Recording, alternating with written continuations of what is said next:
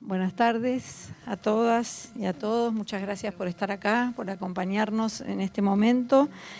Yo soy Verónica Torras, directora de Memoria Abierta, y voy a contarles un poquito, brevemente, por qué estamos acá.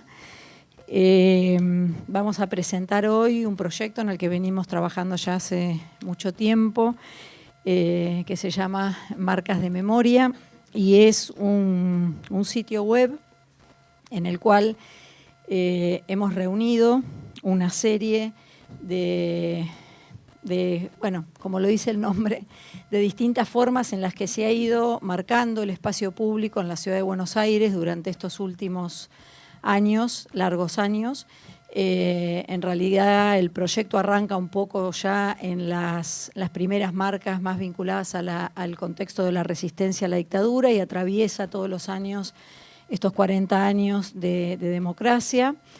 Y es un poco una continuidad de un proyecto anterior de Memoria Abierta, que es esta publicación que tenemos aquí, que se llamaba Memorias en la Ciudad, y que fue también un relevamiento en ese momento de señales, de marcas del terrorismo de Estado en la ciudad de Buenos Aires. Estaba organizado este texto por barrios y tenía como el propósito de hacer un relevamiento bastante exhaustivo de cuáles eran en ese momento las marcas que había en el territorio en la ciudad de Buenos Aires. Este proyecto en el que trabajamos ahora y que estamos presentando hoy es un poco distinto, tiene algunas características diferentes.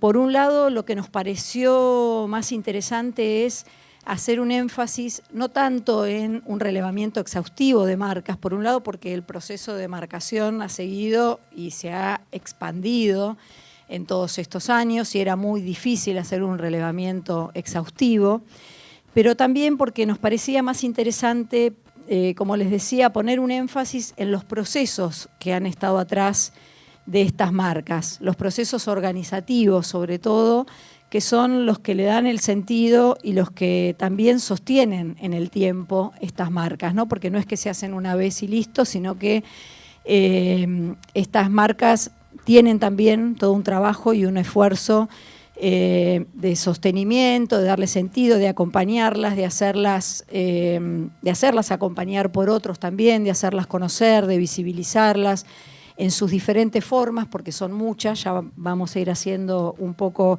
un recorrido de cuáles son los diferentes tipos de marcas con los que hemos trabajado para este proyecto.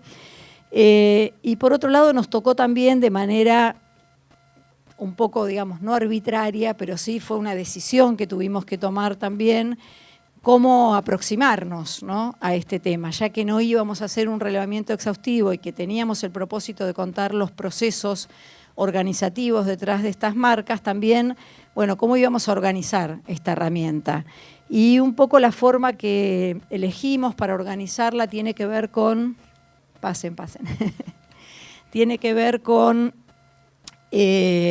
hacer una especie de periodización en el tiempo, pero es una periodización que en realidad no habla solamente de una cronología, sino también de cómo en un arco temporal se fueron dando también distintas formas de aproximación al tema de cómo usar el territorio para hacer memoria, ¿no? Cómo se fueron sumando a esto distintos actores, cómo las coyunturas específicas de cada momento histórico fueron marcando también estas formas de aproximarse al territorio. Entonces, en algunos momentos estas marcas tienen mucho más fuerte una impronta de denuncia, de resistencia, de lucha contra la impunidad. En otros momentos esa aproximación, cuando logramos avanzar en políticas públicas, vemos que es el propio Estado el que empieza hacer memoria de una manera un poco más consistente. Bueno, cada momento histórico a lo largo de este recorrido tiene como sus particularidades y nosotros quisimos ir marcando un poco en este arco temporal distintas situaciones, distintos momentos y hacer una propuesta tal vez un poco más conceptual de aproximación a cómo se fueron, como digo, cómo se fueron dando estas formas de vincularse con el territorio. y quiénes son en cada caso los actores, los procesos, las coyunturas que explican un poco estos distintos tipos de formatos. Así que un poco la herramienta tiene como esta lógica. Quería contar también que para nosotros, dentro de Memoria Abierta, fue un proyecto particular porque fue un proyecto transversal, que no partió de un equipo específico, sino que lo compartimos entre todo el equipo de trabajo y dimos la posibilidad al espacio a que, sobre todo, no tanto desde las coordinaciones de los equipos, sino desde la base de los equipos, pudiera haber una intervención y una implicación en este proyecto, así que también nos pone muy contentas eso porque fue un proyecto bastante participativo y abierto dentro de nuestra propia institución y que nos dejó también aprendizajes a nosotros en ese sentido. Y que nos permitió también, en relación con el archivo propio de Memoria Abierta, este gran archivo que hemos ido construyendo a lo largo del tiempo, que por un lado, digamos, en Memoria Abierta ha trabajado, como ustedes saben, con el archivo de las propias organizaciones que integran Memoria Abierta, por un lado con los organismos de derechos humanos que integran Memoria Abierta, pero a lo largo del tiempo ha ido sumando también otra cantidad importante de archivos personales, de fondos institucionales, ha construido un gran archivo oral, ha trabajado con un proyecto, digamos, muy importante de topografía de la memoria, que también, bueno, forma parte de esta misma herramienta que es Marcas de la Memoria. Todas estas formas nuestras también de construir archivo están presentes en esta herramienta, por un lado, y por otro lado también esta herramienta nos permitió nutrir nuestro propio archivo, seguir acrecentando nuestro archivo, y la idea además es que esta sea una herramienta continua. Nuestro propósito es seguir también alimentando esta herramienta y por lo tanto seguir alimentando también nuestro archivo a partir de este proyecto. Y lo último que digo es que también es un proyecto colaborativo hacia afuera de Memoria Abierta. Tampoco hubiera sido posible construir esto sin todas estas personas que están hoy acá acompañándonos, que por eso las invitamos a que sean ellas también las que tomen la palabra hoy para contar un poco cuáles son las experiencias que ellas nos permitieron contar a nosotros a partir de esta herramienta, porque, bueno, la fuimos a buscar, pero además porque tenemos vínculos ya por otros proyectos con la mayoría de ellos, pero bueno, ellos son los protagonistas de esta herramienta porque son los que han hecho memoria de esta manera durante todos estos años, así que bueno, también poner de relieve eso en esta presentación. Y lo último que digo es un reconocimiento y un agradecimiento a Valeria Durán, que fue la que coordinó este proyecto desde Memoria Abierta, a Jonathan Soria, a Hernán Topazo, a Roberto Persano, a Nancy Lucero, a Maisa Bascuas y a Laura Zabaljauregui, que son quienes, como les decía, tomaron un poco la posta de este proyecto dentro del equipo de Memoria Abierta y lo hicieron posible. Después hay otros agradecimientos que los va a decir Valeria cuando presente ella. Yo quería decirles también que este proyecto fue posible gracias al apoyo del Instituto Movilizador de Fondos Cooperativos, a través del programa Mecenazgo de la Ciudad de Buenos Aires, del Ministerio de Cultura de la Ciudad de Buenos Aires, y quería agradecerle especialmente a Juan Carlos Junio, que está aquí, y pedirle que él haga un mínimo saludo en nombre del Instituto a todos ustedes, y después le dejo la palabra a Valeria, que va a hacer el resto de los agradecimientos que me faltan y la presentación de nuestros panelistas. Gracias, y panelistas, gracias por haber venido y por acompañarnos. Y un agradecimiento especial a todas las miembros de la Comisión Directiva de Memoria Abierta que nos acompañan, representantes también de Madres de Plaza de Mayo, línea fundadora. Muchas gracias por estar cerca de Memoria Abierta también esta tarde.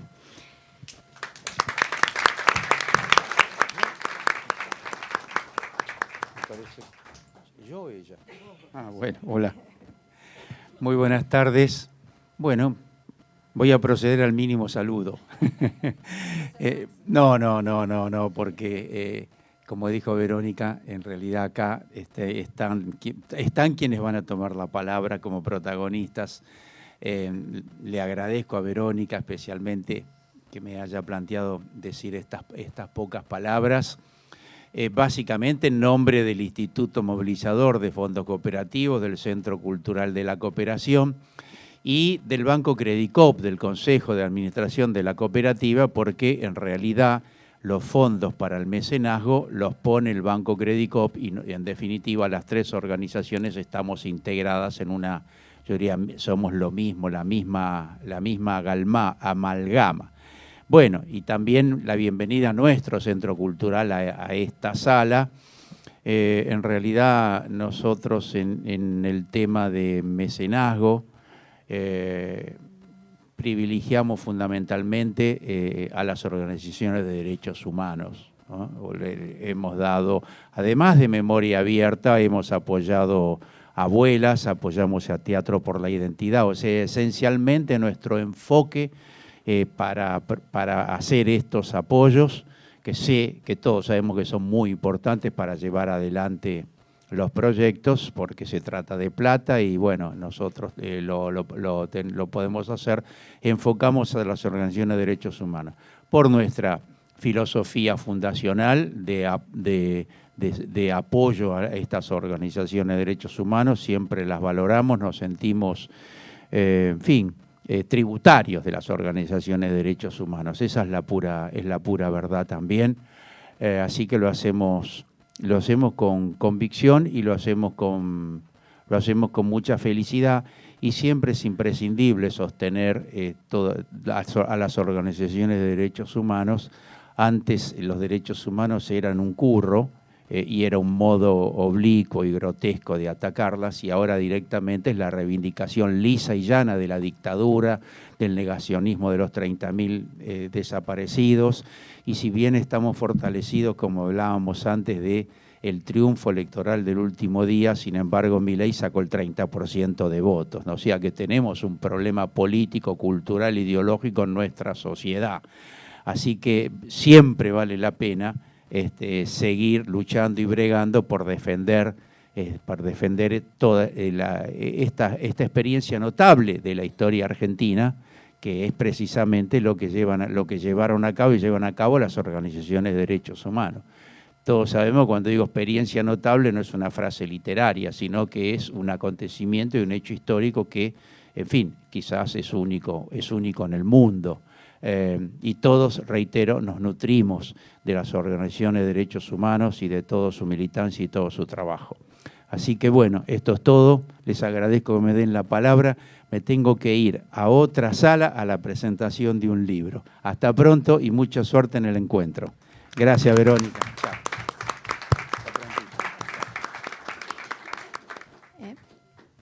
Al video, perdón, sí, vamos a pasar un videíto muy cortito y después ya viene Valeria, un video sobre la herramienta.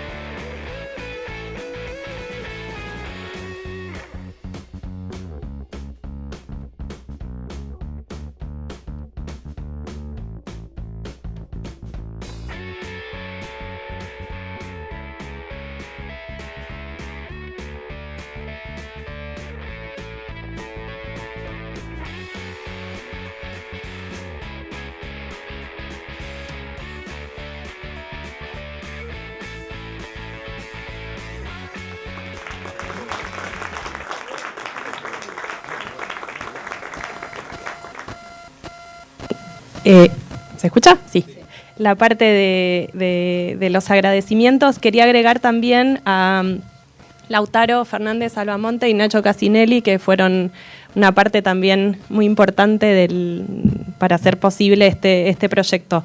Y como decía Vero, los agradecimientos son centrales en este proyecto. Siempre queda la duda de si estamos incluyendo a todos, porque realmente fue, digamos, muchas personas, organizaciones, instituciones fueron parte, pero bueno, a riesgo, vamos a tomar el riesgo, mejor dicho, y vamos a agradecer. Queremos agradecer a Abuelas de Plaza de Mayo, a las áreas de investigación y archivo, educación, prensa y comunicación del Espacio Memoria y Derechos Humanos de la ex-ESMA, al equipo de trabajo del ex Centro Clandestino Olimpo, que están acá las chicas presentes, en tanto el espacio Memoria y Derechos Humanos y el ex Centro Clandestino Olimpo nos brindaron y nos dieron, digamos, la posibilidad de acceder a recorridos que ellos ya habían desarrollado, incluirlos como parte de este mapa. Queremos agradecer también al Grupo de Arte Callejero, el GAC, porque ellas compartieron el archivo. Al Grupo Lugares, Marcas y Territorios de la Memoria, el Núcleo de Estudios sobre Memoria del CICIDES, CONICET. Acá está Luciana, muchas siglas. El equipo también nos dio una mano enorme al comienzo del proyecto, cuando escuchó nuestras ideas, nos orientó, nos asesoró, digamos, todos con mucha generosidad. También a la Comisión de Derechos Humanos de la Villa 21-24 y a la Asamblea Feminista de la Villa 31, también muy importantes, nos acompañaron a recorrer las marcas de memoria en estos barrios. Y después, bueno, ahora algunos agradecimientos personales a Eduardo Gil, a Julio Atos Cajiano, quienes nos compartieron sus fotos, a Mane Bossi, a Carlos de Sajes, Celia González, que está acá presente también, Mónica Santino y Marisa Munsek. A todos Barrios por la Memoria y Justicia, y ahora nombro los barrios que todos han participado y nos han ayudado a elegir las baldosas que forman parte de este mapa. Balvanera, Colegiales, Barracas, Belgrano, Núñez Saavedra, Flores Floresta, Paternal, San Telmo La Boca, Villa Crespo Chacarita, Almagro, Caballito por la Memoria, Comisión por la Memoria y la Justicia de la Paternal y Villa Mitre, de Liniers, Mataderos y Villaluro, de Flores, Floresta, Caballito, Fortineros Memoriosos, Memoria Palermo, Pompeya no olvida, Vecinos de San Cristóbal contra la impunidad. Y bueno, y a todas aquellas personas, instituciones, organizaciones y colectivos que brindaron información y materiales para este proyecto. Y por último, queremos agradecer también al Centro Cultural de la Cooperación por hacer posible esta presentación, en especial a Juan Carlos Junio, que estuvo presente, Luis Pablo Giniger, Guadalupe Guiñazú y Darío.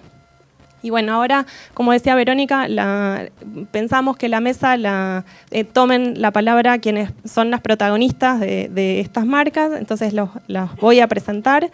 Cecilia Schiavi es militante de Barrios por la Memoria y Justicia de Villa Crespo Chacarita. Mane Bossi es integrante del Grupo de Arte Callejero, GAC. Carlos de Sajes, integrante de la Comisión de Derechos Humanos de la Villa 21-24.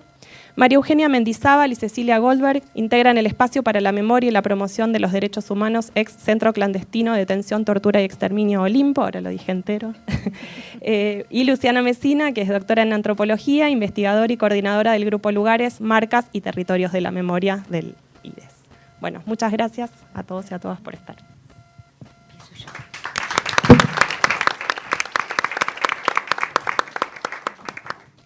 Bueno, me tocó a mí primera, no más. Buenas tardes. Yo estoy hoy aquí en este encuentro porque Marisa Munsek, de Barrios por Memoria y Justicia Almagro, me pidió que viniera ya que ella no iba a poder estar. Así que así está la cosa. Desde ya me honra esta invitación, seguro.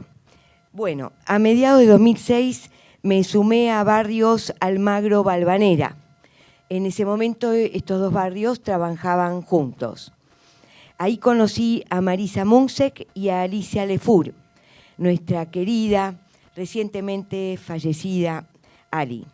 Ellas escribieron el capítulo Baldosas por Memoria Colectiva en Argentina para el libro que se publicó en Alemania, cuya traducción es más o menos Piedras del Impulso, un registro sobre marcas de la memoria en espacios públicos que se editó creo que en el 2021. Voy a citarlas. Desde 2010 formó parte de Barrios por Memoria y Justicia Villa Crespo Chacarita. Mi compañera Liliana Cometa hoy tampoco pudo estar, pero ella fue la que presentó una ponencia llamada La Memoria a través de marcas callejeras, las baldosas, en el 13º Seminario Internacional Políticas de la Memoria en la ESMA en abril de 2022. También la voy a citar.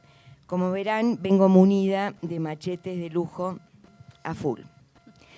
En síntesis, soy una militante más de barrios. Acá hay compañeros y compañeras de otros barrios que, bueno, podrían estar acá hablando en vez de yo, en vez de mí. Bueno, este colectivo que hace, promueve y coloca baldosas por la memoria. ¿Y qué son las baldosas por la memoria? Y voy a citar el trabajo que hicieron Ali y Marisa, una parte. Las baldosas se inscriben en una trama histórica de actos performáticos respecto de la memoria de los 30.000. Las marchas de las Madres de Plaza de Mayo, los siluetazos que representan la figura del detenido desaparecido desde fines de la dictadura hasta el presente, los señalamientos de los sitios de memoria o de los centros clandestinos de detención, o los pañuelos blancos que representan a las Madres de Plaza de Mayo, constituyen antecedentes de irrupción y permanencia en el espacio público. Las baldosas acompañan al movimiento de derechos humanos y dan presencia a los ausentes. Las baldosas proveen a la lucha por memoria, verdad y justicia de una imagen que le identifica. Y ahora la segunda pregunta. Voy a incorporar la de Maura, una niña de 13 años del Colegio Irurtia, del barrio de Flores, que creo que hoy fueron. Qué bárbaros esos pibes y esas pibas. Fuimos a dar una charla y entonces la primera pregunta fue de ella: ¿cuándo empezaron a colocar baldosas? Y bueno, cito de vuelta el trabajo de Ali y Marisa con la historia. Nuestra primera acción en diciembre de 2005 consistió en colocar una baldosa en la vereda de la iglesia de Santa Cruz, donde el 10 de diciembre de 1977 secuestraron a 12 militantes por los derechos humanos. Poco después, durante la noche del 23 de marzo del 2006, señalamos mediante láminas autoadhesivas adheridas a las veredas los lugares donde proyectábamos poner las baldosas. Así, el 30 aniversario del golpe, la ciudad amaneció señalizada. Y Liliana Cometa agrega otro aporte a esta historia. No es casual, dice, que esta agrupación haya surgido en 2005. Nos referimos con ello a que debió pasar un determinado tiempo desde el regreso a la democracia para que tanto las y los protagonistas como la sociedad en general estuvieran preparados para semejante emprendimiento. Porque debieron producirse una serie de fenómenos sociales y psicológicos entre los sobrevivientes, testigos, familiares, para poder hablar, relatar, sentirse escuchados, contenidos y comprendidos en su dolor, para poder rescatar del silencio y también del olvido el recuerdo y, por lo tanto, la vivencia de aquellos años monstruosos. ¿Y cómo se hacen las baldosas por la memoria? Estoy hablando seguro a un auditorio que muchos y muchas han participado de fabricaciones. Pero bueno, para los que no saben, este es un trabajo artesanal. Es una tarea de albañilería. Cemento, arena, ferrite para dar color y vidriecitos de colores, mosaicos. Y también se han incorporado elementos personales, piezas de ajedrez, relojes. Me acuerdo en la baldosa del hijo de Ferrari, Mariano Ferrari puede ser el compañero, bueno, un reloj. Y el otro día haciendo la confección de la baldosa en el Sindicato de la Manufactura del Cuero, bueno, los compañeros agregaron una herramienta de trabajo. Fue difícil, pero bueno, lo hicimos. Quiero decir, así están adornadas e identificadas estas baldosas. Como dice Marisa, son objetos artístico-políticos. Y remata Liliana, se trata de hacer con las propias manos un objeto tangible que sale del plano de la mente, los recuerdos, los pensamientos, para plasmarse en un objeto que se transforma en algo fundamental, una marca de memoria. ¿Y dónde se colocan estas marcas de memoria y qué dicen? Bueno, se colocan donde dice, donde está el texto, lo que dice el texto de la baldosa. ¿Esto qué quiere decir? Que hay un aquí vivieron, aquí fueron secuestrados, secuestradas o asesinados, aquí trabajaron, aquí estudiaron, por aquí pasaron, hemos puesto una baldosa en una parada de colectivo, sí señor, y bueno, ahí está el texto, militantes populares detenidos desaparecidos por el terrorismo de Estado. Alicia Lefuri, reconozco la pluma porque lo decía siempre, ella era psicóloga, decía que el significante militante popular nombra a sujetos activos, no víctimas pasivas, y aclara, sin duda los caídos en la dictadura son víctimas desde el punto de vista empírico y jurídico, de otro modo no podrían ser juzgados y condenados sus victimarios. Pero la baldosa aspira a mostrar que es lícito buscar cambiar al mundo. Además, dice, optamos por el término militante popular por su potencia inclusiva, es decir, honramos lo que nuestros homenajeados hicieron en vida y condenamos lo que sus verdugos hicieron con sus cuerpos.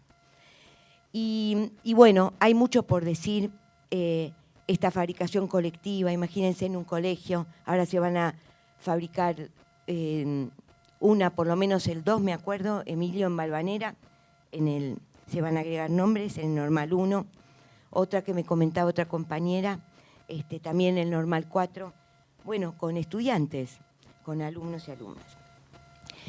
Bueno, yo sé que me voy a extender por lo menos 2 minutos, eso lo controlé, Valeria.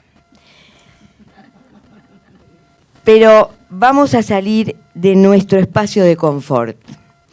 Porque como planteaba nuestra querida Mariana Moyano en su último podcast de la serie Anaconda con Memoria, en esta época tenemos que pensar cómo hacer para que nos escuchen, cómo hago para que esta persona nos preste atención,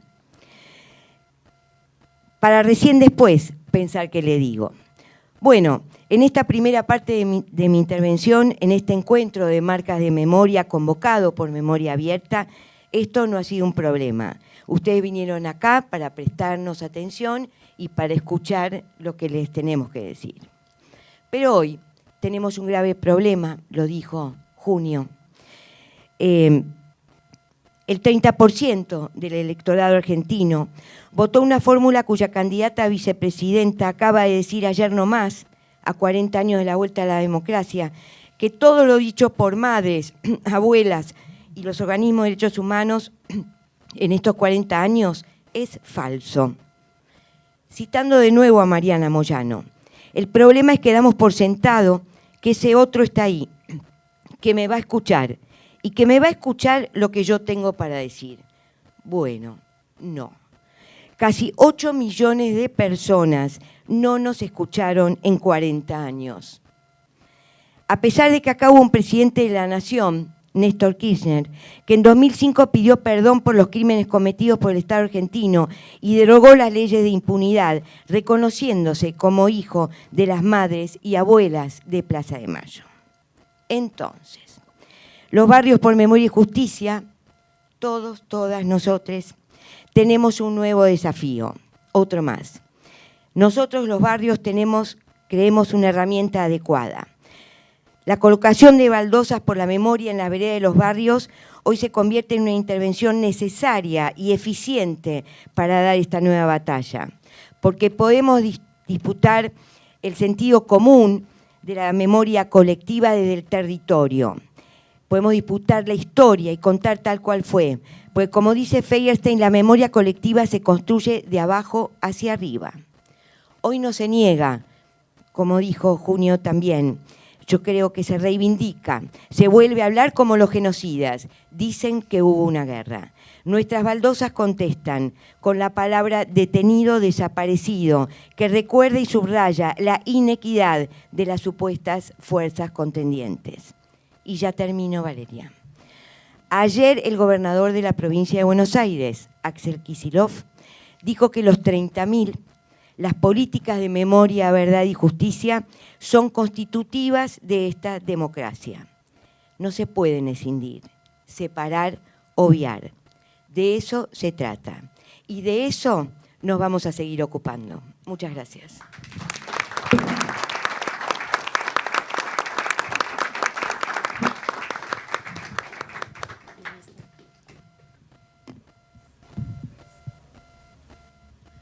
Bueno, ¿cómo están? Mi nombre es Vanessa, Mane, me dicen, y soy del colectivo Grupo de Arte Callejero, del GAC, que es un colectivo de arte, arte y política, que nació en 1997. Yo soy integrante del colectivo, archivera y fotógrafa, y nuestra relación con el proyecto es a partir de los scratches que organizaba Hijos, que existen desde 1996.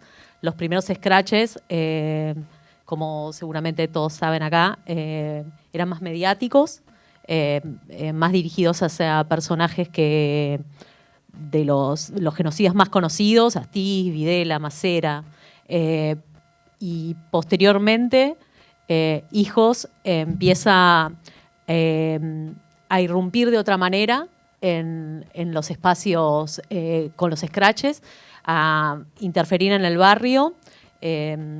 Había como toda una secuencia de pre-scratche en donde se iba un mes al barrio a militar y se le contaba a los vecinos y a las vecinas que había un genocida que vivía ahí, que estaba suelto. Y bueno, en el 96, 97, 98, cuando empezamos a participar nosotras en el 98, la impunidad y la falta de justicia institucional era notable. Entonces, el lema de Hijos era: si no hay justicia, hay escrache. Condena social y juicio y castigo. O sea, se estaban pidiendo los juicios, se estaba pidiendo que condenen a los genocidas que vivían libres en sus casas, que iban al mismo negocio que vos a comprar. Y entonces esa irrupción en el barrio ponía a los vecinos y a las vecinas ya no como espectadores del scratche, sino que empezaban a ser partícipes de ese scratche. Y cambiaba en ese mes el ambiente del barrio.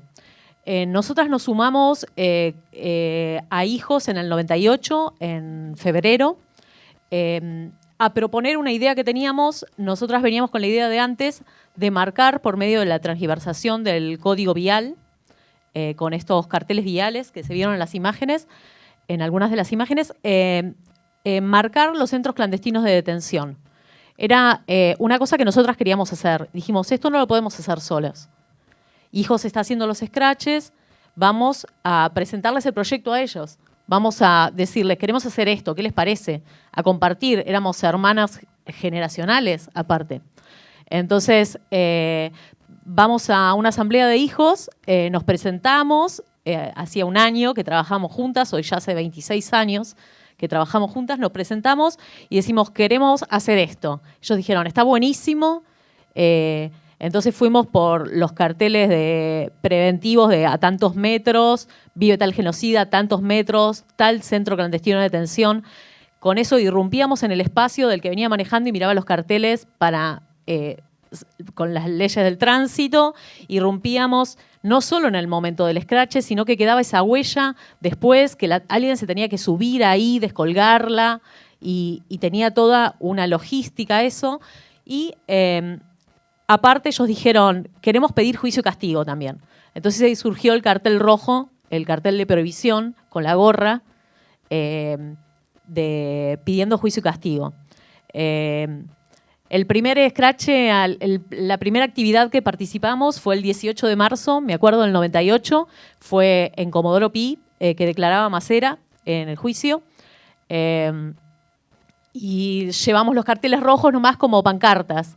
Con palos llevamos más de 20 carteles y a partir de ahí lo que siguió fue Arguindegui Macera, que fue un scratch también de los más mediáticos, muy multitudinario, y después el Olimpo, que marcamos el Olimpo el 22 de marzo, que se hizo toda una actividad en la Puerta del Olimpo. Justo ayer estaba cargando las fotos del Olimpo en el archivo del GAC, que ahora estamos trabajando en eso, y después hablamos. Y veía la actividad, murga, fiesta, irrupción de la calle, música, colgando carteles, mucha gente, como que los scratches vienen a romper con la idea que se tenía hasta ese momento de cómo era una manifestación, de cómo se protestaba, de cómo se denunciaba. Y nuestra misión era dejar la huella, dejar la marca, dejar por acá pasamos, denunciamos esto, que esta persona y encima no está siendo juzgada, está libre, o este lugar, acá funcionó tal cosa y nadie sabe, y nadie tiene ni idea de lo que pasó acá adentro, y camina y da vuelta a la manzana y no tiene ni idea que ese lugar, qué pasó ahí adentro. Entonces la idea era dejar una denuncia, pero también dejar una huella de que algo que develara que ahí había pasado algo. En ese trabajo seguimos trabajando a partir de ahí con hijos hasta... seguimos trabajando siempre, digamos, hasta nada. Seguimos trabajando todo el tiempo y bueno, la realidad es que después una compañera, Charo Golder, fue parte de la Mesa de Scratch Popular, porque en 1998 se crea la Mesa de Scratch Popular, que participaban personas que no eran miembros de hijos. Podía participar cualquiera de la Mesa de Scratch Popular. Era ir a trabajar en el barrio, a trabajar en el territorio, a repartir volantes, pintadas, lo que fuera, y Charo, nuestra compa, participaba de la Mesa de Scratch Popular y era como nuestra miembra metida dentro de la mesa de Scratch, y a partir de ahí igual surgieron otras intervenciones de marcas que nosotras siempre, igual nuestro lenguaje fue de dejar la huella. Y esto de la insistencia que tenían los scratches. Había todo el tiempo scratches y era como regularmente y había una insistencia en repetir la acción. Recuerdo también que en las marchas de la resistencia, ahora diciendo tanto resistencia, llevábamos la tela de juicio y castigo que habíamos hecho en una tela de 2 metros de diámetro para pegar con resina poliéster en el piso. Y esa acción, la Marcha de la Resistencia, la hicimos entre el 99 y el 2004, todos los años. Llegó un momento que había 4 círculos en la Plaza de Mayo, trataban de sacarlos, no podían, la resina poliéster, le hacíamos una capaz así, es plástico, le pasaban con máquinas, todo, nunca pudieron sacar esos, los pintaban arriba y nosotros íbamos con un stencil y le poníamos las letras de nuevo y ellos lo pintaban. Era como esa insistencia de ir a ver si lo habían pintado, si lo habían sacado, hacer un stencil, ir de nuevo, volver a pintarlo arriba. Y cada vez que lo pintaban, volver a pintarlo arriba.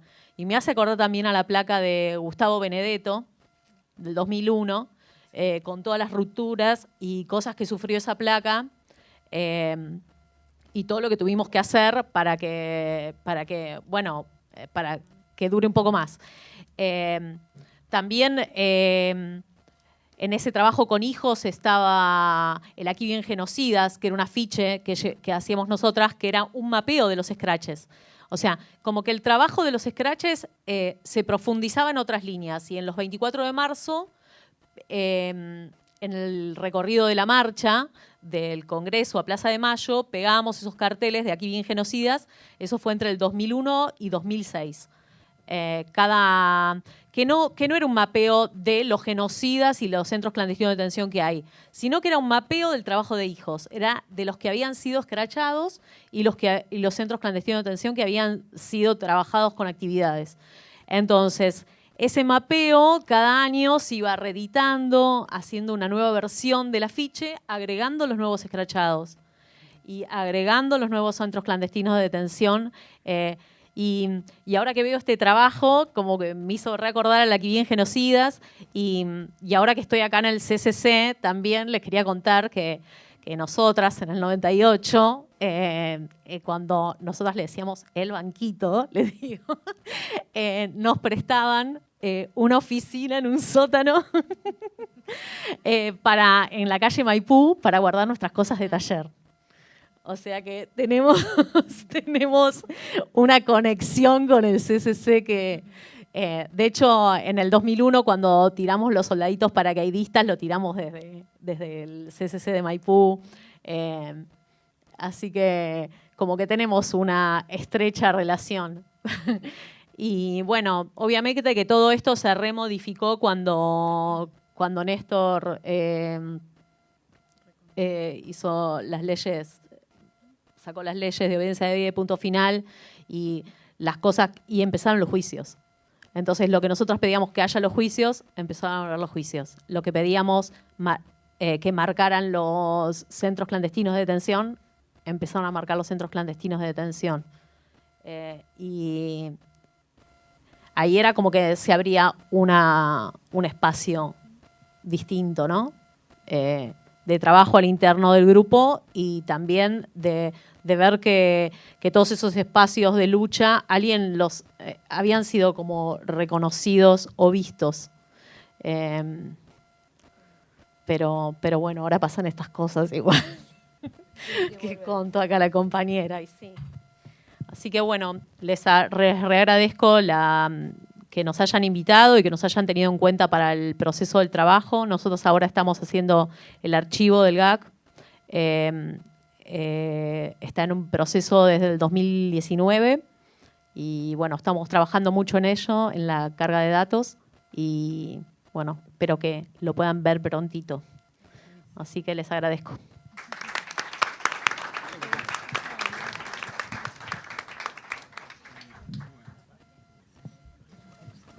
Este es mejor. Bueno, dale.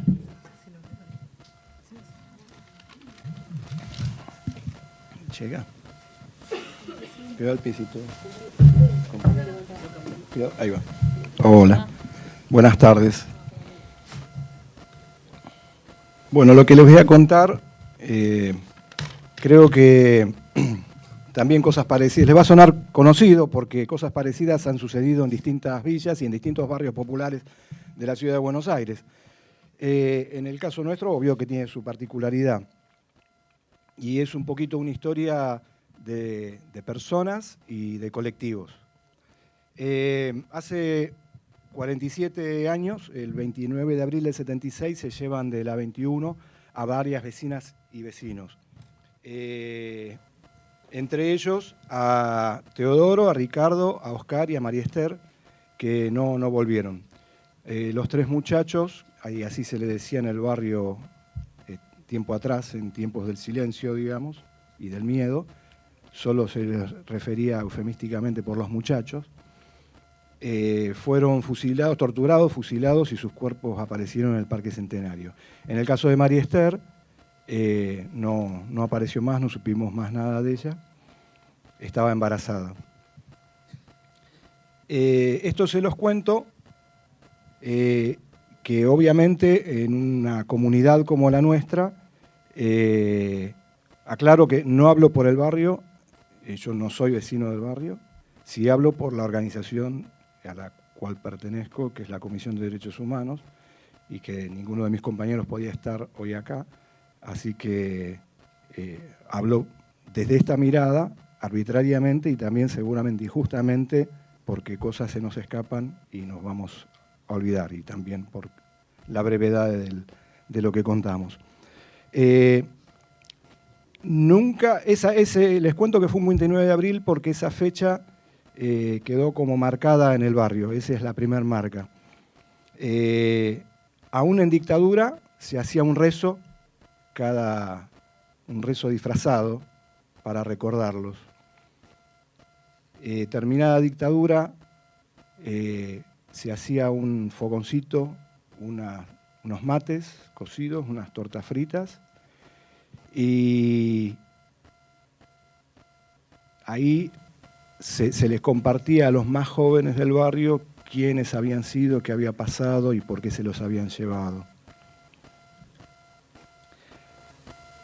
Acá la persona que se ocupó de mantener la llamita viva de la memoria, está acá presente, y le pido a todas y a todos, por favor, Celia, si te podés poner de pie. Celia fue quien mantuvo la memoria en el barrio. Si les pido un aplauso, por favor.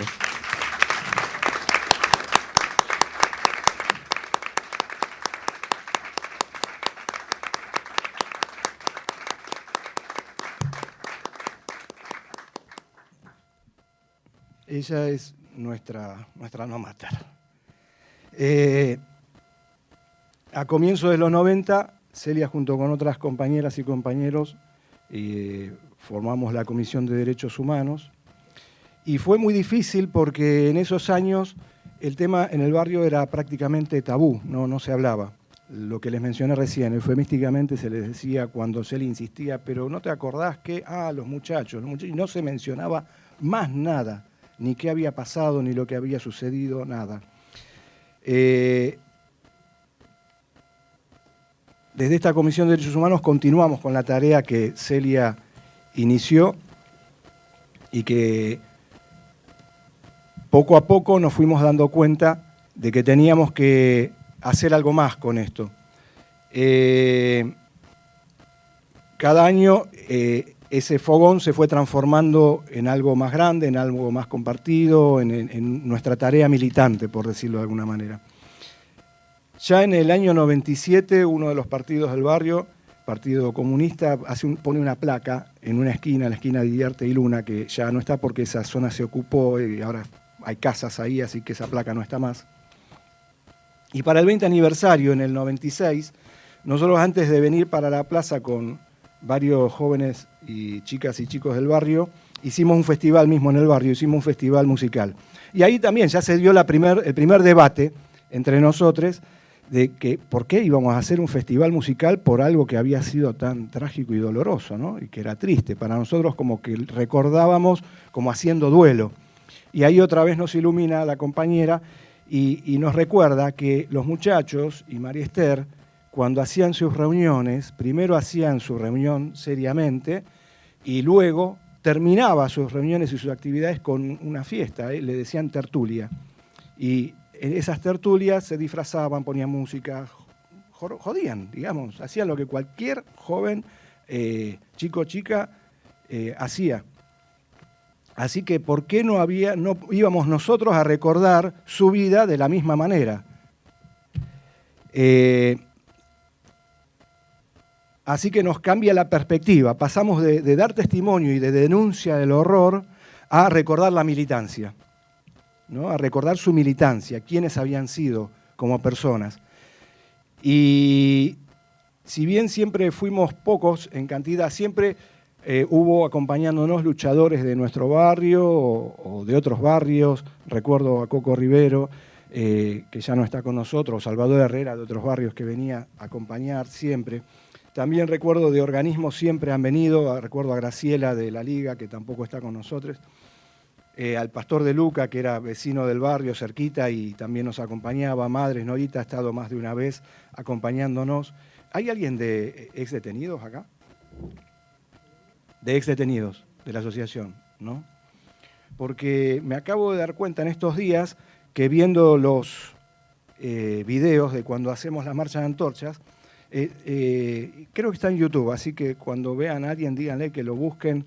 En la marcha de antorchas, el último año, el año que fallece Cachito Fuchman, en lo que filmamos, la última persona que aparece después de la marcha es Cachito. Y esto lo quiero remarcar porque, siendo un compañero de organismo de derechos humanos, ya grande, con una experiencia y trayectoria, como todos ustedes que están acá, que han sido maestros nuestros, no luchadoras y luchadores, no iba adelante teniendo la bandera. Era el último, sin que nadie se lo pidiera ni se lo dijera. Era como que él estaba haciendo la seguridad, ¿viste? En una villa, digamos, ahí al final de todo. Ha estado Alba Lanciloto por Abuelas cuando estaban Abuelas, etc. Ahí también nosotros nos enseñó a hacer las baldosas Osvaldo López, que está en El Chango, en Ceballos. Él nos enseñó a hacer baldosas. Tenemos una frente al Cesacocho sobre la calle Osvaldo Cruz y otras en la puerta de la Casa de la Cultura sobre Avenida Iriarte.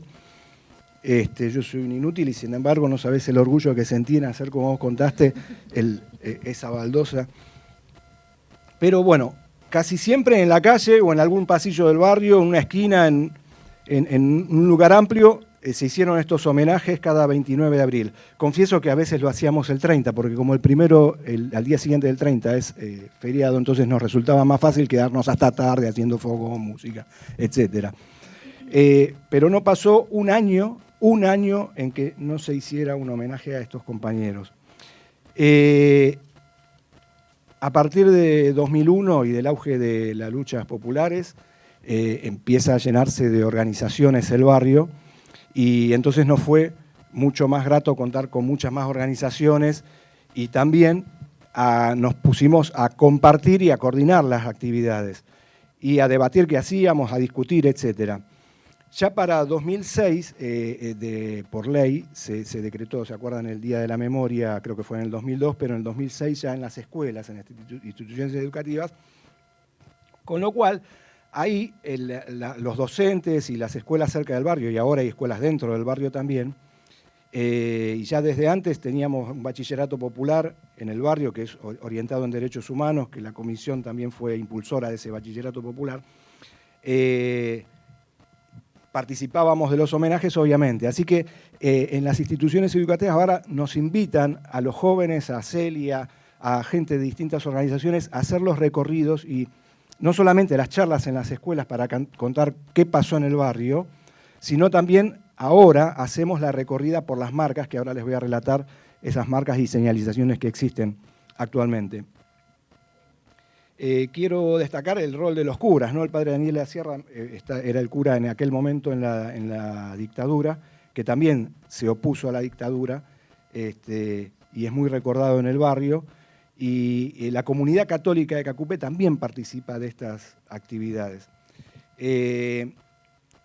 Desde hace varios años, bueno, las políticas oficiales ya se mencionó acá, y desde que la política pública marca la agenda de derechos humanos, nos ha hecho muchísimo más fácil la tarea y el trabajo, ¿no? Por lo que acabo de mencionar en instituciones educativas, pero no solo, ¿no? Ahora participa estas actividades. Quiero mencionar también algo que es propio de nuestro barrio. Esa división que se dio, ¿se acuerdan de las marchas que se hacían los 24 de marzo? Que hay como dos. Bueno, en el barrio no pasa eso. Como lo que prima es la comunidad y el vecino como vecino, más allá que hayan sido militantes en el movimiento villero peronista, no existe, es un acto único. Participan las organizaciones y las personas que quieran. Se da el debate, y el debate se da en consensuar un documento único que se lee después del homenaje. Y ahí se debate. Y bueno, no es difícil consensuar, insisto, porque lo que prima es recordar a las vecinas y los vecinos del barrio. No solo se hace en la Marcha de Antorcha, ya terminó, actos de homenaje, lectura de documentos y los festivales artísticos, sino que ya las baldosas que mencioné, murales, como por ejemplo la gente del Movimiento Evita ha hecho un mural para Ricardo, en Casa Cambalache está la cara, el rostro de los cuatro, y que también, esto quiero mencionarlo, los compañeros tuvieron la habilidad de no solo poner el rostro, sino algo simbólico que vinculara a la persona. Y esto nos sirve mucho para cuando llevamos a los niños de escuela primaria, porque se les muestra a Marister con un chupete, a Oscar con un martillo, al otro con una cuchara de albañil, etc. Entonces, como para identificar y que los pibes vean simbólicamente que esas personas tenían un oficio, eran personas trabajadoras, etc. Nombramos calles y pasillos con los nombres de los cuatro. Luego a los nombres de los pasillos les agregamos mayólicas con dibujos de los cuatro, la gente de Orilleres, y hoy en día ya las organizaciones nombran aulas y locales mismos de organizaciones e instituciones que llevan nombre de los compañeros. Ejemplo, La Poderosa, El Hormiguero. Bueno, La Poderosa estaban ya los compañeros. La Escuela 11 tiene un aula con el nombre de María Esther. La Escuela Media 6, etcétera. Se recuerda a los compañeros. Esas marcas también están. Se han plantado árboles, como vimos ahí, al lado de Atajo, en el Profesorado Pueblos de América. Y lo último este año, la casa de don Porfirio Kuener, que también fue un luchador del barrio histórico, que ya había sido expulsado de la Villa de Colegiales. Su casa ahora es la Casa Museo de la Memoria, que recoge no solamente lo sucedido en la dictadura, sino la historia del barrio. Estamos tratando de reconstruir desde allí. Bueno, y lo que hemos aprendido, y entre todas las organizaciones, y gracias a quienes nos precedieron y nos enseñaron, a nuestros maestros, es que lo que nos falta es continuar con los objetivos políticos que tenían nuestros compañeros. Ellos creían en una sociedad totalmente diferente a la que estamos viviendo. No se conformaban con un capitalismo. Y estoy hablando no solo en términos de sistemas políticos, sino en sistema económico-social. Eso hay que retomar sus banderas y no terminar de luchar hasta que no consigamos vivir en una sociedad donde absolutamente todas y todos podamos desarrollarnos plenamente y vivir dignamente. Y no creemos que esto sea en una sociedad capitalista. Hasta la liberación definitiva de los pueblos. Hasta eso.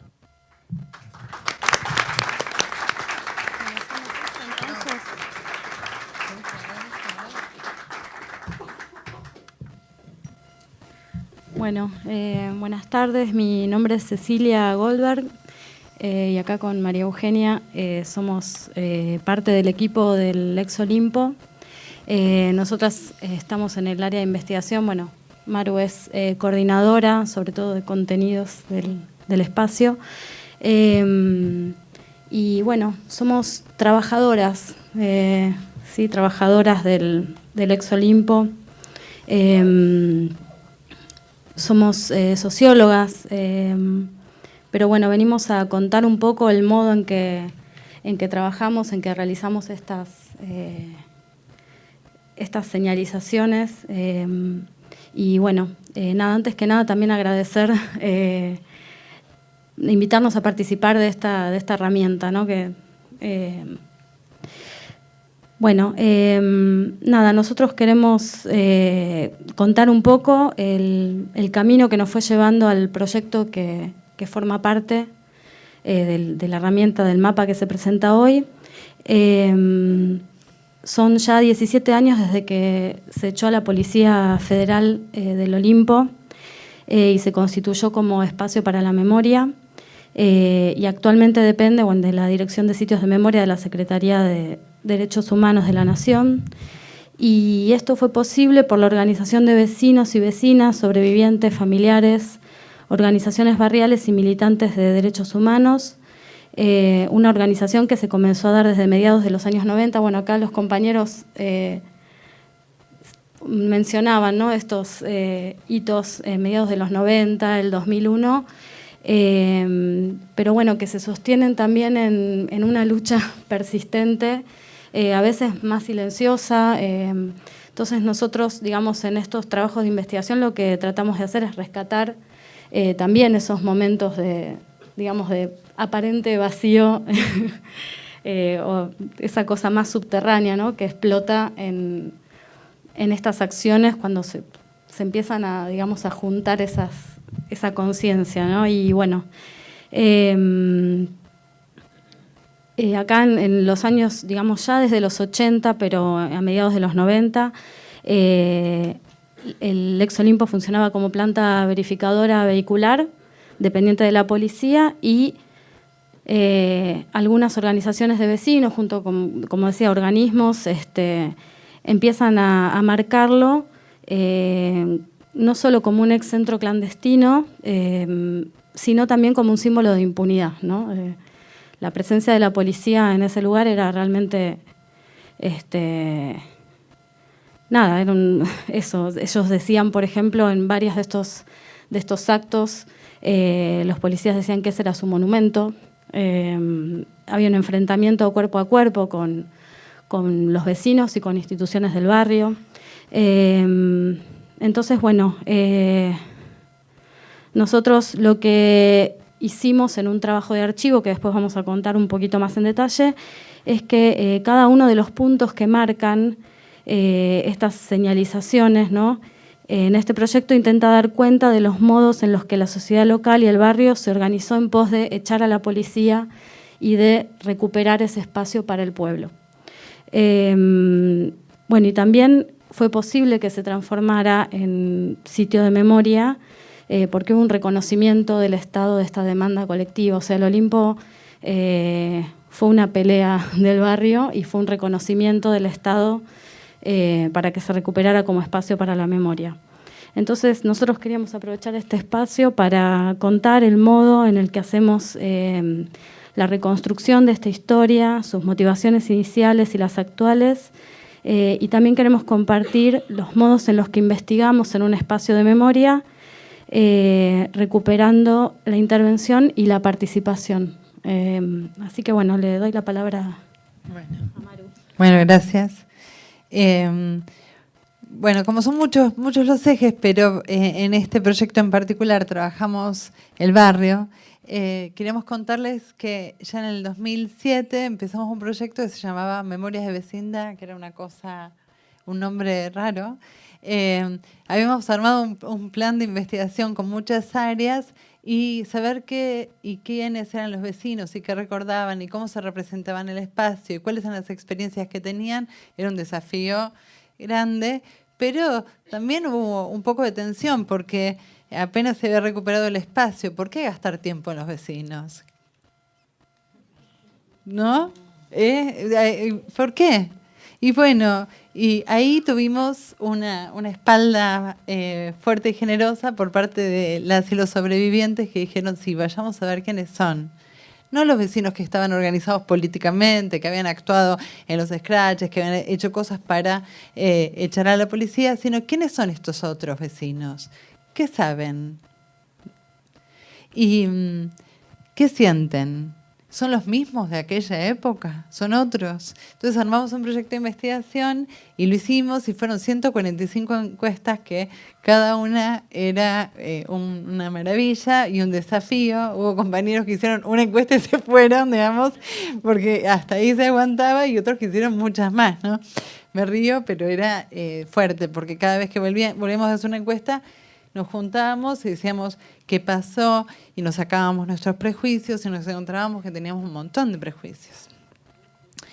Y supimos, digamos, que cómo había vivido el barrio, la presencia del centro clandestino de detención, y supimos y fuimos rompiendo algunos prejuicios y algunas preguntas.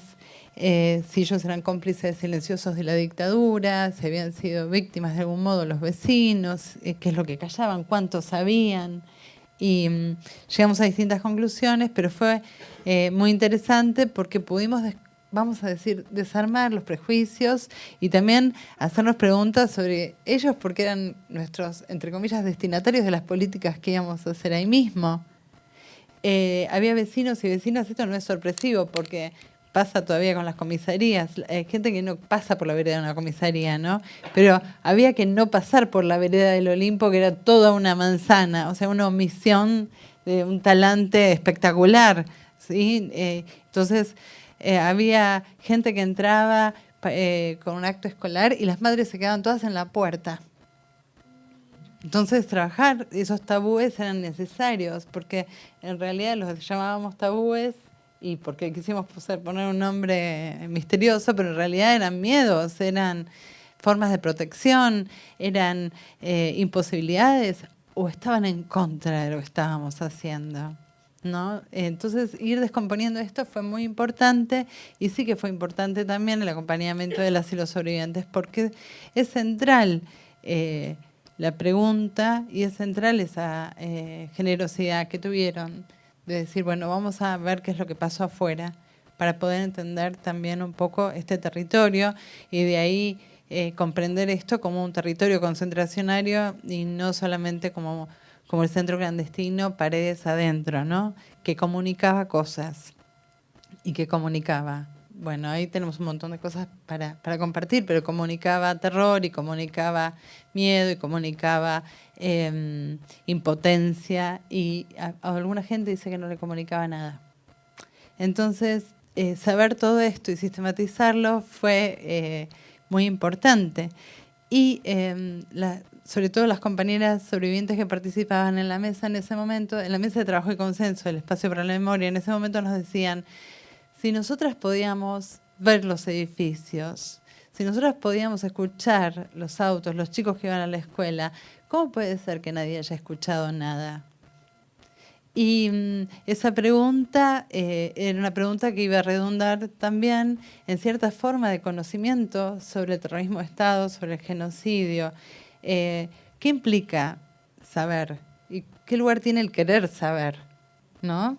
Porque en los testimonios que leíamos, en los que tomábamos, en los que sistematizábamos, desde las voces de las y los sobrevivientes, el querer saber era todo. Y afuera, de otra cosa. Pero eso después pueden ver el informe que está en la página web. Una de las cuestiones que podemos pensar es cómo el centro clandestino había de algún modo moldeado al barrio, ¿no? Entonces era una marca fundamental de la identidad del barrio. Primero porque ahí había funcionado la terminal de tranvías que había estado antes que las casas de la gente. La terminal fue anterior. Y después había una especie de memoria folclórica, que nos gusta decir así, una memoria feliz o de la identidad de los trabajadores de ese lugar, y la identidad de los vecinos, y después se volvió un lugar ajeno, y después se volvió un centro clandestino de detención con todo lo que eso significó. Y por eso nosotros sostenemos mucho la importancia de la investigación situada, obviamente en diálogo con la academia, pero también la importancia de la investigación en el espacio a lo largo del tiempo, porque eso nos permitió seguir tomando testimonios más allá del momento en que terminamos las encuestas, porque terminamos las encuestas y cuando hacíamos la encuesta le decíamos a la persona, ¿usted quiere que lo entrevistemos en profundidad? Y algunos dijeron que sí, y bueno, fuimos a entrevistar, y entonces cuando entrevistamos nos encontramos con testimonios disímiles, pero por ejemplo un chico que no había vivido ahí, pero que su tía sí, y le había contado cosas, y en lugar de las memorias transmitidas también en este territorio urbano y tan poblado, ¿no? Pero después él se casó y se fue, compró una casa enfrente, y dice, bueno, yo salía por el balcón y veía el Olimpo, y él dice en la entrevista, era un monstruo ahí, y yo no sabía si comprarla, él la compró, ¿no? Y hay otros que no. Entonces, poder comprender todas esas representaciones eran muy importantes. Y por otro lado, poder conocer este patrimonio y entender el patrimonio de los espacios para la memoria, o sea, los CCDs convertidos en espacios para la memoria, como un patrimonio hostil que informan acerca de un conflicto y que entonces no van a ser abrazados por la totalidad, ni acompañados por la totalidad, sino que está en un lugar de disputa desde el momento inicial. Historizar estos espacios y dar cuenta de la dimensión del daño a partir de estas historizaciones y trabajos sistemáticos, ¿no? Tomando nota, registrando, historizando, narrando e intentando hacer un aporte a este concepto que es tan grande, que también tiene que ver con todas las marcas, que es la noción de la reparación simbólica. Porque además, estando en un lugar que, como dijo Ceci, es un lugar que depende del Estado, hay una responsabilidad de intención de reparación simbólica, ¿no? Entonces, ahí, en eso, en todo esto y más cosas todavía, se enmarca lo que les va a contar Ceci ahora. Bueno, Falta un poquito. yo quería, retomando esto, decir, también compartiendo con los compañeros y compañeras que hablaron, que También los sitios de memoria son espacios de institucionalización reciente, o sea, tenemos toda una oportunidad de pensar una política de Estado de manera diferente, retomando de muy cerca esta participación, digamos, de la cual surgen y bueno, y a la vez son nuestros, ¿no? O sea, como que hay que aprovecharlos en este momento, eso como parte del Estado. Y nosotros, perdón, pero acá está. Nosotros, digamos, siempre pensamos en esto de retomar un mapeo de las luchas barriales para la recuperación del Olimpo, y se dio en el año 2019, que se cumplían los 15 años del acuerdo entre Néstor Kirchner y Aníbal Ibarra para declararlo sitio histórico y ya empezar a pensar este espacio para la memoria. Entonces nosotros lo pensamos, era el gobierno macrista, ¿no? Fines, en octubre. Nosotros pensamos en una oportunidad de trabajar más puntualmente lo que había significado esta recuperación en términos de demanda democrática. Por un lado, la necesidad de volver a pensar la democracia, ofrecer a la sociedad el espacio de reflexión desde los lugares que creemos son nodos en el entramado de memoria necesario para resistir los embates de las políticas neoliberales inauguradas durante la dictadura, el contexto de un gobierno que, habiendo llegado al poder mediante las urnas, representaba los intereses de aquellos grupos económicos que llevaron a cabo el genocidio. Volver a las discusiones que habían hecho posible la recuperación de estos espacios. El contexto de ese gobierno había sido la desaparición de Santiago Maldonado, el 2x1, las represiones en las marchas, por ejemplo, el de las jubilaciones, el negacionismo de los funcionarios. Este aniversario era la excusa perfecta para volver a poner en valor la participación y la organización como los modos de resistir y avanzar localmente en la construcción de la democracia. Fue una insistencia, un modo de contarle de nuevo al barrio: este espacio para la memoria es de ustedes, ustedes hicieron posible un Olimpo para el pueblo. Retomamos las entrevistas a los integrantes de las mesas de trabajo, de la mesa de trabajo y consenso que habían formado parte de la recuperación y de algunos miembros de la organización Vecinos por la Memoria, con quienes reactivamos algunos vínculos para la realización de una actividad conmemorativa. En esa oportunidad, en el 2019, planificamos la materialización, digamos, de una intervención sobre el barrio, retomando ideas del GAC, una señalización a 100 metros, ¿no? Que era en la calle de La Carra y Rivadavia, donde los vecinos, las distintas organizaciones de vecinos desde los fines de los 80, mediados de los 90 y durante el 2001 en adelante, se comunicaban con los que transitaban en el barrio y les comunicaban esta necesidad de echar a la policía del predio. Y bueno, logramos hacer eso, fue una intervención más bien artística, cultural, logramos, digamos, articular con algunos actores culturales del barrio. Y bueno, luego, pandemia por medio, empezó a crecer la idea de nombrar a la Comuna 10, o sea, los militantes de la Comuna 10 la querían empezar a nombrar Comuna de la Memoria. Bueno, porque además eso, el barrio, digamos, tiene 3 centros clandestinos, ex centros clandestinos, bueno, distintos puntos, la Marcha Olimpo-Orlete, o sea, hay muchos elementos y una gran militancia, ¿no? Además, así que bueno, empezamos en pandemia a planificar lo que serían las señalizaciones de puntos emblemáticos surgidos de estas entrevistas que volvimos a hacer. Gestionamos un subsidio con el programa Puntos de Cultura del Ministerio de Cultura de la Nación e iniciamos las gestiones para colocar estos carteles en lo que nosotros habíamos visto que eran los puntos emblemáticos, ¿no? Y también lo que comenzamos a pensar en conjunto con esto era trabajar la accesibilidad al archivo del Espacio para la Memoria. O sea, nosotros tenemos un gran archivo y queremos que haya una mayor conexión, ¿no? Entonces, lo que logramos concretar es un proyecto sostenido institucionalmente, o sea, estas señalizaciones ya no son solamente un acto, una actividad cultural barrial, sino que tienen el logo de la Secretaría, del Ministerio de Cultura, Eso sentimos que nos da un sostén mucho más fuerte.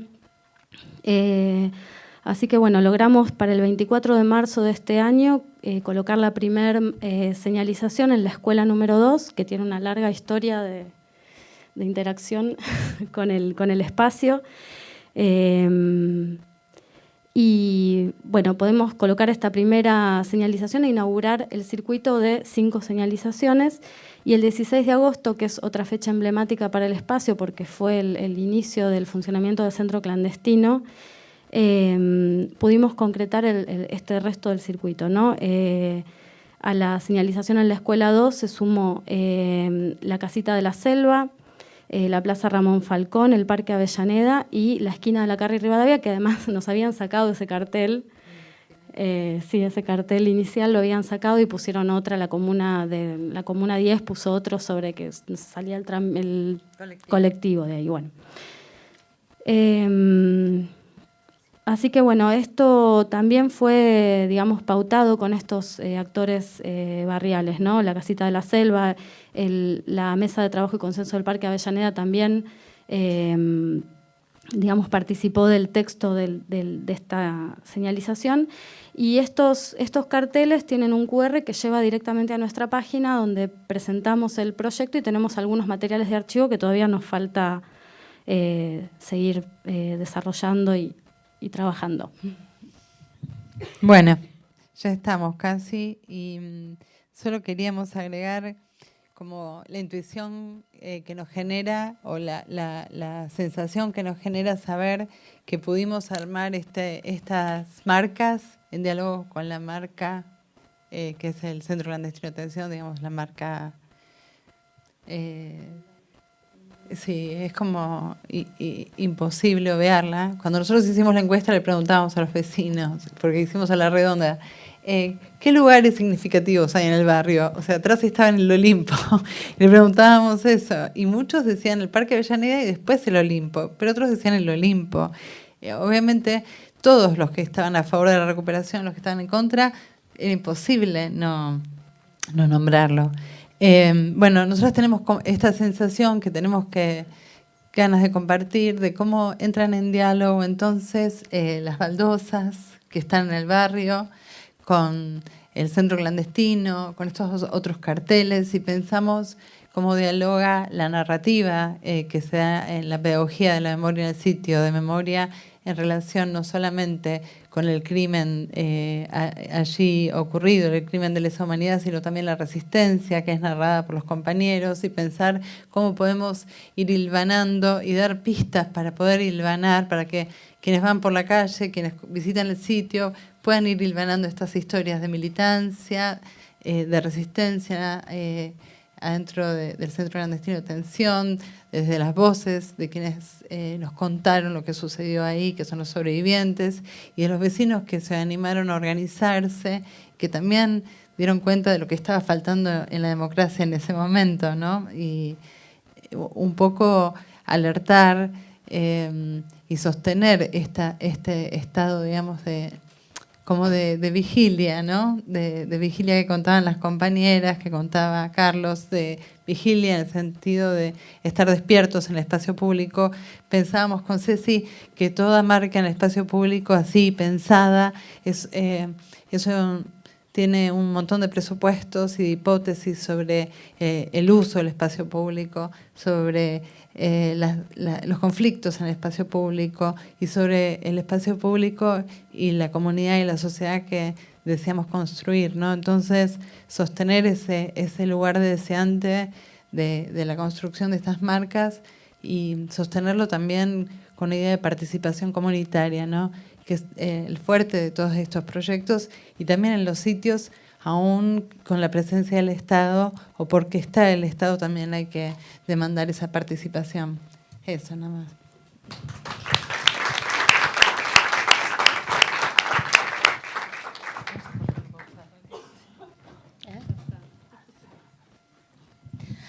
Hola a todos y todas. Bueno, soy la última. Voy a ser hiper breve, les prometo. Yo soy Luciana Mesina, soy antropóloga y vengo en representación un poco de un grupo de investigación que tiene muchos años, en realidad de dos grupos, uno que se llama Grupo Lugares, Marcas y Territorios de la Memoria, que tiene sede en el Núcleo de Estudios sobre Memoria y que viene trabajando hace muchísimos años sobre, bueno, un poco trabajando con, a partir, desde todas las experiencias y muchas otras más que se han contado en esta mesa. Yo particularmente hice mi investigación sobre la recuperación del ex Olimpo hace ya varios años. Y entonces Vale y el grupo de topografías y todo el equipo de Memoria Abierta estuvimos en diálogo cuando estaban en el proceso de repensar este instrumento tan valioso. Así que, en primer lugar, quiero saludar, celebrar el esfuerzo y el trabajo de muchas cabezas y muchas manos que colectivamente han dado forma a este instrumento que presentaron, o cuyo video vimos de presentación al comienzo de este evento. Siempre me acuerdo de la presentación de ese primer librito que me lo traje en el IDES en el 2009. No sé si lo presentaron también en algún otro lado, pero yo estuve en esa presentación y fue realmente muy apabullante toda la cantidad de marcas y de sitios y de señalamientos que habían exhaustivamente registrado, descripto, ¿no? Así que la verdad es que es muy grato estar acá después de casi 15 años de la publicación de ese libro y ver cómo ese trabajo se potenció, se enriqueció, incorporó nuevas herramientas para que todo este gran trabajo de social, de construcción de la memoria sobre la represión, la tortura y la muerte sea visible para todos y para todas, sobre todo para las nuevas generaciones. Para que puedan conocer no solo ese pasado, sino el trabajo sobre ese pasado. También, bueno, muy grato estar en esta mesa con estas experiencias muy potentes que siempre son como inspiración y motivo de admiración. Bueno, voy a hablar en otro registro porque en realidad mi experiencia y el grupo que represento, mencioné uno, el otro es el grupo Lugares y Políticas de la Memoria de la Facultad de Filosofía y Letras de la UBA. Bueno, nos dedicamos sobre todo a trabajar o a tratar de pensar qué significan estas marcas, ¿no? Tomo 3 puntos y voy a ser hiper breve, realmente. Uno, el trabajo colectivo no solo de producción de las marcas, sino también de su registro, sistematización y creación de esta herramienta, como decía antes, valiosísima para distintos públicos y distintos usos. 2, el valor social de las marcas y de las distintas maneras de espacialización de la memoria. Y 3, el deseo de memoria, que siempre insiste e inventa estrategias, como mencionaron muchas veces en las exposiciones, la insistencia, la persistencia, ¿no? Esa lucha persistente de volver, insistir, estar. Entonces, ese deseo de memoria que inventa estrategias para orientarnos cuando estamos desorientados o abatidos, ¿no? Ese deseo de memoria que nos desborda y que espero y en el cual podemos confiar de alguna manera, ¿no? Retomando un poco lo que decía la compañera al comienzo de su exposición. Me acuerdo mucho de una frase de un texto de Stella Schindel, de un trabajo de principios del 2000, cuando señalaba que la modalidad represiva que caracterizó el terrorismo de Estado tuvo como pretensión no dejar huellas en la ciudad. Ella decía, como la picana eléctrica, que empleada con pericia no deja marcas en la víctima, la desaparición no debía producir huellas en la piel de la ciudad. Todo el trabajo social registrado, sistematizado y puesto a disposición de la sociedad en este emprendimiento de tantos años de memoria abierta da cuenta de la fuerza colectiva por reinscribir esas huellas en la piel de la ciudad. Las prácticas de marcación territorial plasmadas en este sitio web recuperan la singularidad de esos acontecimientos, los hacen públicos, desnudan la maquinaria del horror. En definitiva, los reinscriben en el entramado urbano. Estas prácticas imprimen entonces discontinuidades entre el tejido urbano de la dictadura y el actual. Como bien exhibe el sitio web, las marcas territoriales asumen diferentes formas, ¿no? Y esto es, bueno, el sitio web, cuando lo recorran, es impresionante. Está organizado por ejes. Uno de los ejes es de la resistencia a la democracia, otro de la plaza a los barrios, otro las memorias en expansión, otro el Estado hace memoria, otro, el quinto eje, las marcas sin territorio, que me encantó porque, bueno, retoma como una idea bien conceptual de cómo puede haber marcas que no están totalmente ligadas a la localización o al territorio y afincadas ahí, sino que pueden ser más efímeras o pueden ser transitorias, ¿sí? La combinación de testimonios con las imágenes, recuperar las experiencias de construcción de cada experiencia a partir de las entrevistas, ¿no? Por ejemplo, de baldosas, bueno, de todas las experiencias que van contando, los aprendizajes en las baldosas, cómo hacer con el Estado, cómo hacer con los materiales, las técnicas, los nuevos actores. Hay un montón de elementos que aparecen y que son hiper ricos para que los recorramos.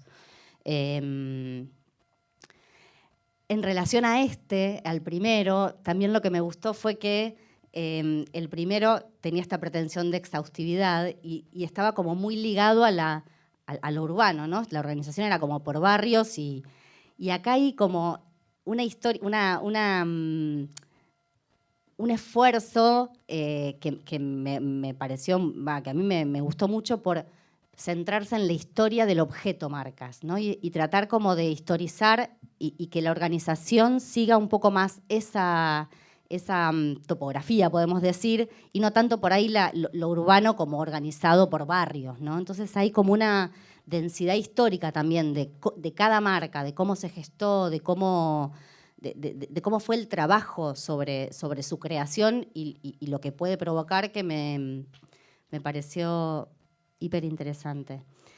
Han creado un modo de recorrer la ciudad en relación con el pasado, para reconocerla, para trabajarla con nuestros alumnos y con nuestras alumnas, para visibilizar las distintas maneras de recordar de distintos actores, con distintas prácticas, con toda la diversidad que traen los emprendimientos memoriales y a la vez con lo que tienen de común, con ese suelo común que hace de ellas fragmentos articulados de la misma historia. Las marcas como podemos decir, el segundo punto. Las marcas como lugares de encuentro entre generaciones, entre historias personales y colectivas, entre afectos y emociones. Las marcas como focos de acción colectiva, como puntos de encuentro entre el pasado, el presente y el futuro. Las marcas conjugan lo íntimo y lo público. La compañera acá mencionaba cómo las baldosas incorporaban elementos muy singulares de las personas que evocaban, pero al mismo tiempo está lo común, ¿no? Está el aquí, está militantes populares, está terrorismo de Estado.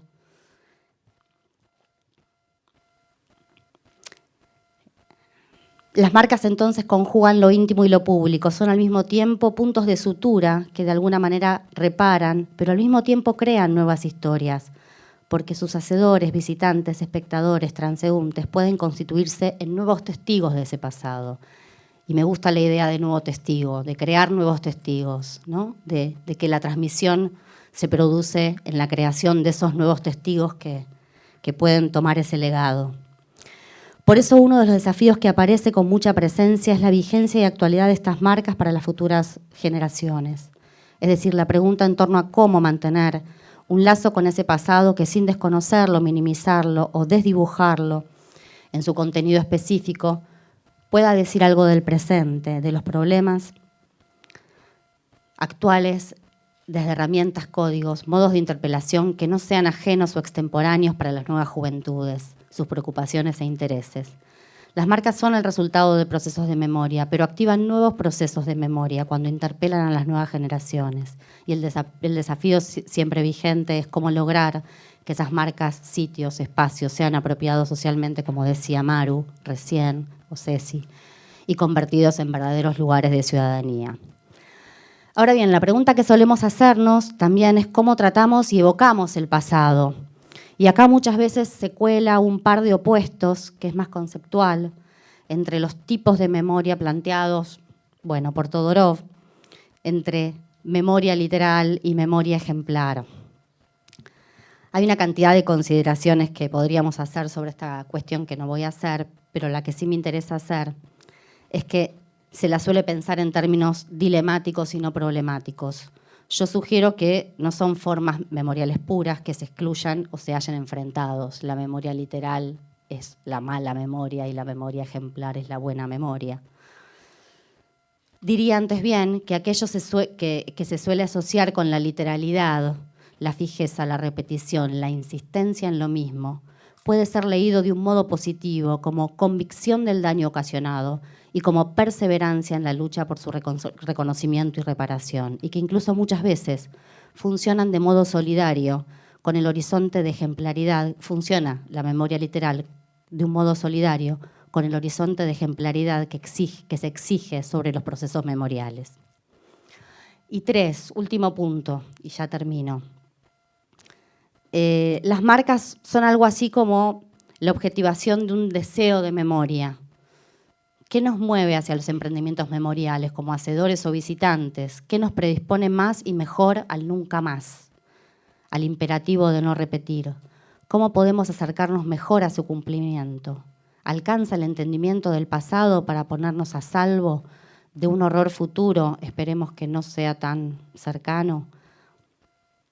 ¿Es la racionalidad, qué racionalidad podríamos incluso preguntarnos, involucrada en las explicaciones de lo ocurrido en el pasado, lo que garantiza un futuro promisorio en términos de derechos humanos?